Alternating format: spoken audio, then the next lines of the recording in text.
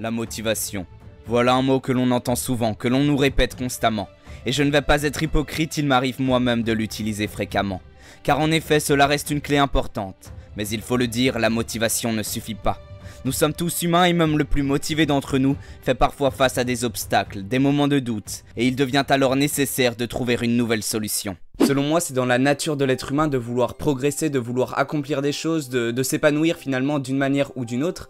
Et comme je vous l'ai dit dans ma dernière vidéo, j'ai vraiment envie de partager ma progression en tant que basketteur avec vous. Aujourd'hui, on va tout simplement mettre en place les fondations de cette progression. Comme je le disais en introduction, la motivation c'est extrêmement important. Sans la motivation, c'est difficile de se lancer dans un projet, de se fixer des objectifs.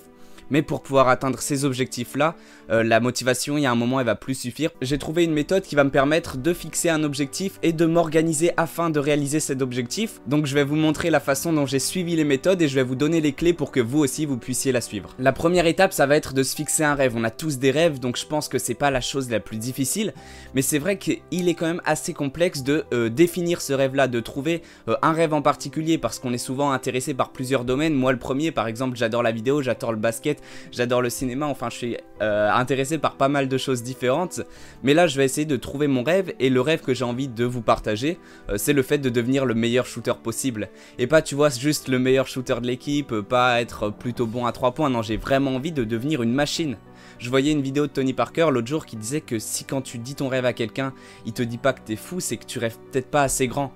Et donc voilà, j'ai vraiment envie, genre tu vois, quand je vais sur un playground, peu importe quelle équipe je vais affronter, que tout le monde soit choqué par ma capacité à shooter à longue distance. Donc une fois que ce rêve-là est identifié, je vais passer à l'étape suivante qui est de fixer un objectif intermédiaire. Parce que le rêve c'est quelque chose sur un long terme, là on va essayer de se fixer un but à moyen terme, quelque chose de beaucoup plus concret déjà, quelque chose de mesurable finalement, parce que devenir le meilleur shooter ça veut rien dire, alors que là le but intermédiaire on va essayer de trouver quelque chose de beaucoup plus précis et concret. Pour ma part ça va être d'atteindre les 8 3 points marqués en un seul match pendant la saison. Pour certains ça va peut-être paraître élevé, pour d'autres ça va peut-être paraître assez ridicule, mais en tout cas pour moi c'est un objectif que je trouve réalisable sur un court terme, et je pense quand même que c'est un certain défi parce que 8 3 points c'est quand même pas mal. Ensuite, après avoir analysé plus ou moins mes forces et mes faiblesses en tant que shooter, je vais essayer de définir 3 axes d'amélioration que je dois travailler. Et par rapport à ces points-là, je vais essayer de trouver des solutions. Parce que voilà, faut identifier le problème. Par exemple, je manque de force, je manque d'endurance, etc. Comment est-ce que je peux faire pour résoudre ce problème? Donc, le premier axe que j'ai choisi de travailler, ça va être mon endurance, le fait de pouvoir être en forme, le fait de pouvoir être performant sur une durée assez longue.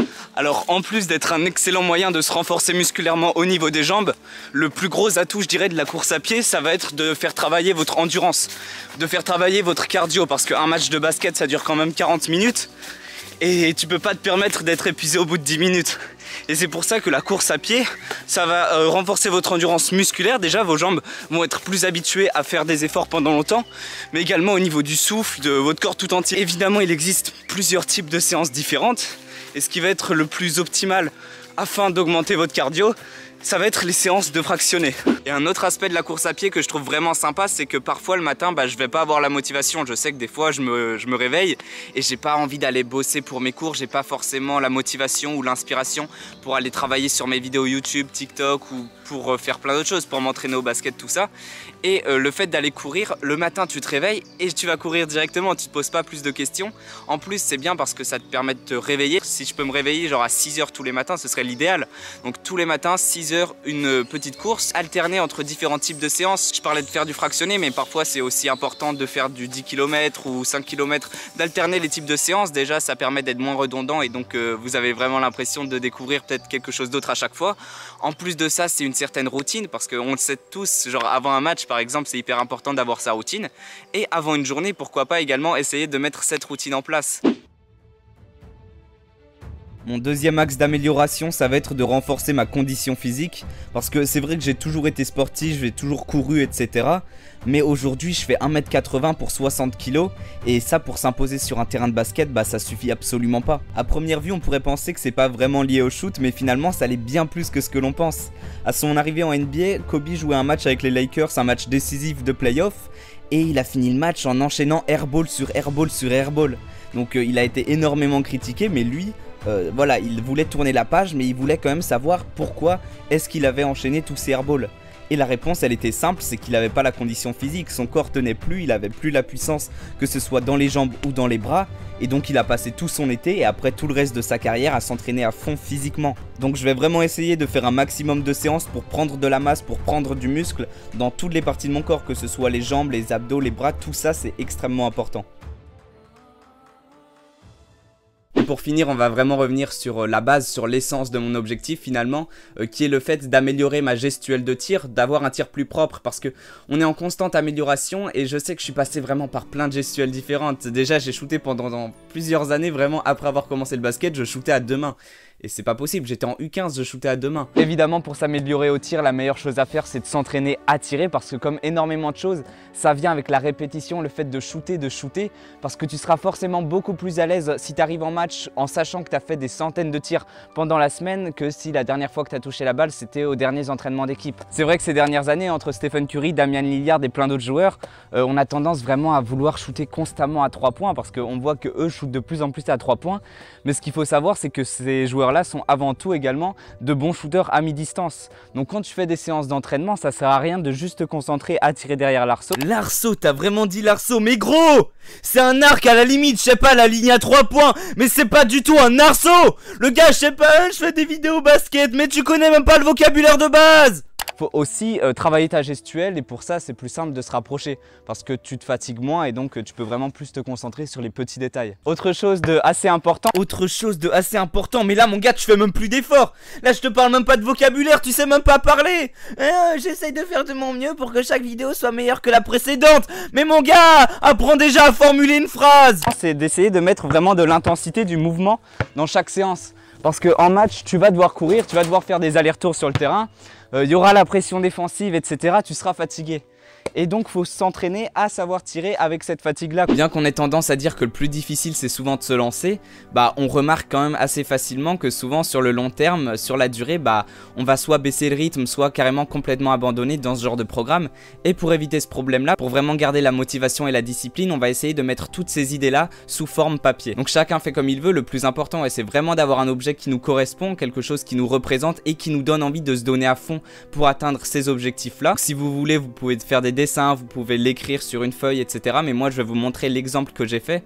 Moi je l'ai fait sur Photoshop, donc je vais vous expliquer un petit peu quel procédé j'ai suivi pour réaliser cette affiche. Pour commencer, il est conseillé de mettre en fond une image qui te tient à cœur, vraiment une image qui va te motiver et te booster à chaque fois que tu la vois. Donc j'ai choisi de prendre celle-là, c'est tout simplement moi quand j'étais jeune et que je faisais du basket. Et ce qui représente pour moi, c'est juste le fait de... j'ai pas envie de me décevoir quoi, j'ai pas envie de décevoir le jeune Lucien qui est là devant moi. Et donc je vais tout faire pour le rendre fier tout simplement. Après j'ai mis un petit filtre noir par dessus. En haut je vais inscrire le rêve qu'on s'est fixé en début de vidéo, on va l'inscrire tout en haut. C'est vraiment la première chose qu'on doit voir quand on regarde l'affiche. Juste en dessous, on va passer donc à l'objectif intermédiaire qui est pour moi de marquer 8-3 points en un match. Et puis en dessous, j'ai marqué les différents défis que je me suis fixé sur toute la période de ce programme. Tout d'abord, me déplacer en vélo. C'est vrai qu'on n'en a pas parlé, mais ouais, essayer de faire un maximum de déplacements dès que je peux en vélo. Courir tous les matins, ça on en a parlé tout à l'heure. Faire une séance de sport par jour. Et en dessous, une deuxième partie un peu plus technique où là, ça va être les 4 séances de tir par semaine. Comme je vous le disais, c'est hyper important la régularité. Donc on va essayer de se fixer ce rythme-là et on verra. Après, de toute façon, on peut toujours réadapter. Le début, on donne des chiffres un petit peu au hasard. Et après, si on trouve que c'est pas assez, bah on peut baisser, enfin on peut augmenter. Si on trouve que c'est trop, on peut baisser, etc. Ensuite, une séance de méditation par jour parce que le mental ça joue énormément dans le tir. Vraiment, c'est incroyable comme la confiance en soi, la sérénité, tout ça, ça peut impacter ton efficacité en tant que tireur. Et puis me renseigner sur la science du shoot parce que évidemment il y a plein de savoirs. Le tir c'est de la répétition, c'est de l'entraînement, c'est de la musculation, mais c'est aussi énormément de techniques et cette technique pour l'instant je suis loin de tout avoir. Puis tout en bas on va placer une citation, moi j'ai choisi celle de Kobe, c'est vraiment quelqu'un qui m'inspire énormément dans la vie de tous les jours et donc ça me paraissait logique de placer une citation de lui. Surtout que celle-ci elle parle du shoot et elle parle de la pression qu'on peut avoir pendant qu'on shoot. Et c'est vrai que je suis assez sensible à cette pression là, j'ai l'impression que souvent quand quelqu'un me regarde ou que je suis en entraînement, qu'il y a un enjeu, etc., je vais perdre mes capacités en shoot et cette citation là va m'aider à résoudre ce problème. Donc cette affiche là je vais l'imprimer, je vais la placer sur la porte de ma chambre. Et voilà, vraiment à chaque fois que je vais ouvrir ma porte, bah, je vais tomber dessus et je me dirai ça j'ai pas fait ça aujourd'hui, il faut que je le fasse. Je vais peut-être voir la citation qui va me motiver, la photo, enfin c'est vraiment quelque chose qui, ouais, tu dois le voir, ça doit être un élément central de ta chambre. Ou peu importe où tu places l'affiche, mais vraiment c'est quelque chose que tu dois avoir à chaque fois que tu passes. Merci beaucoup à tous ceux qui ont regardé la vidéo jusqu'au bout, c'est vraiment ça qui booste la chaîne. N'oubliez pas de liker la vidéo, de commenter pour me donner votre avis, ça m'aidera à améliorer mon contenu pour les prochaines vidéos. De vous abonner si c'est pas déjà le cas, en tout cas nous on se retrouve très bientôt, d'ici là portez-vous bien.